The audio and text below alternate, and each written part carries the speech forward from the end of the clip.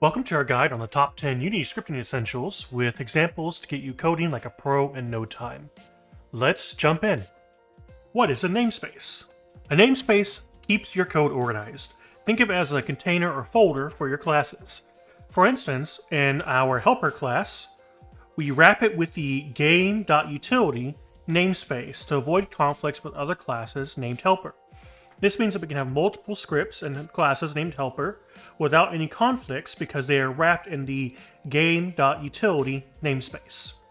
You can reference these namespaces by putting in using at the top of your script, followed by the name of the namespace you want to use. What is a class? A class is a blueprint from which objects are created.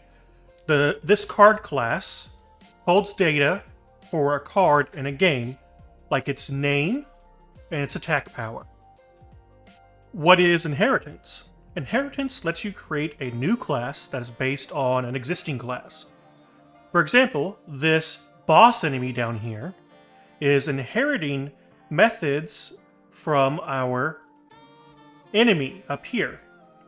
You can see that our enemy is also inheriting from MonoBehaviour.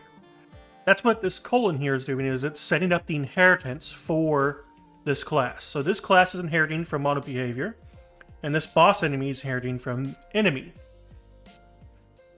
You can see that this boss enemy inherits from the enemy and overrides the take damage method to make the boss harder to defeat. What is MonoBehaviour?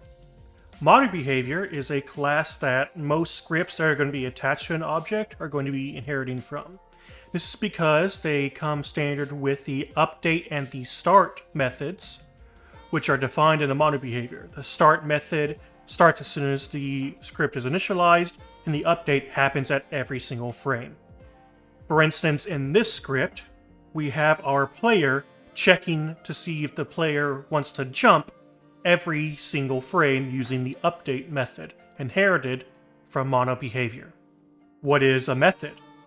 Methods perform actions and can be called upon by both the script itself as well as other scripts. For instance, in our game manager script, we have a method for starting the game and a method for ending the game. And inside these methods, I don't have anything written out, but you could put in code for this is what happens when the game starts, and this is what happens when the game ends, if they win or if they lose. And then these methods can be called upon by this script or other scripts. What is a loop? Well, loops are fundamental constructs that execute a piece of code multiple times. Unity supports several different loop types, each with its own use case. First one we're going to talk about is a for loop. A for loop is perfect when you know exactly how many times you want to iterate. For instance, in this for loop, we start with I equals 0. I should be less than the length of enemies. And then we're going to increase I once every time we run it. So it's going to run through the for loop for each enemy we have in this list. A while loop runs as long as its condition is true, which might be unknown at the start of the loop. For instance, we initialize our j equals 0, and as long as j is less than the length of enemies, we're going to increment through this, and then we're going to increase j by 1. The do while loop is very similar to the while loop in that it has kind of the same structure to it.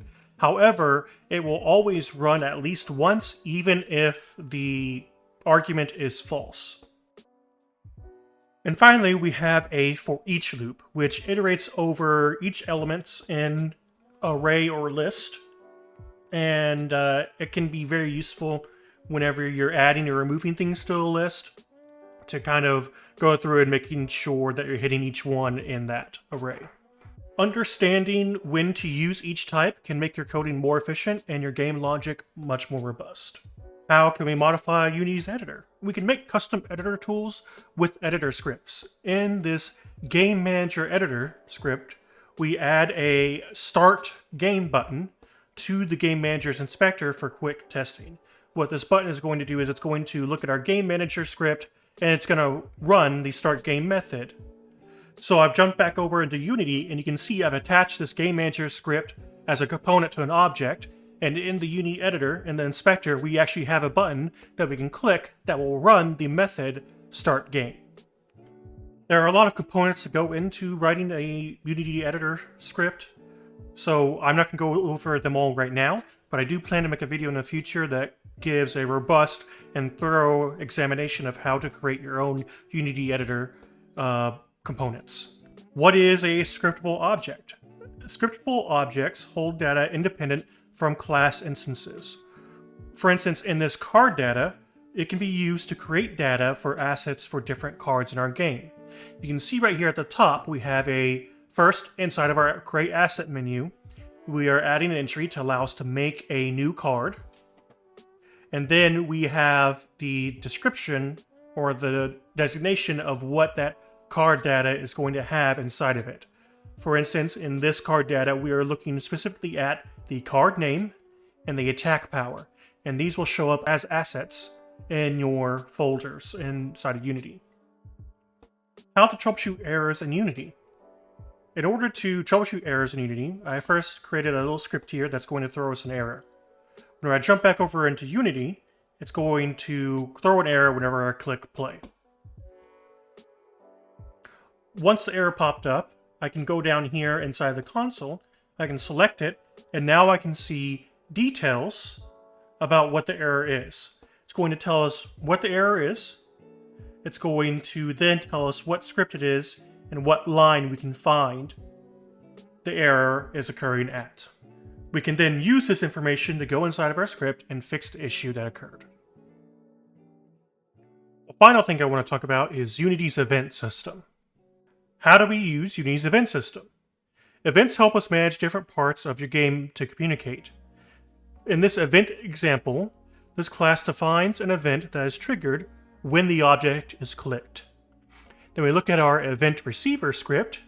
You can see that this event receiver is looking for the on-clicked event from the event example script.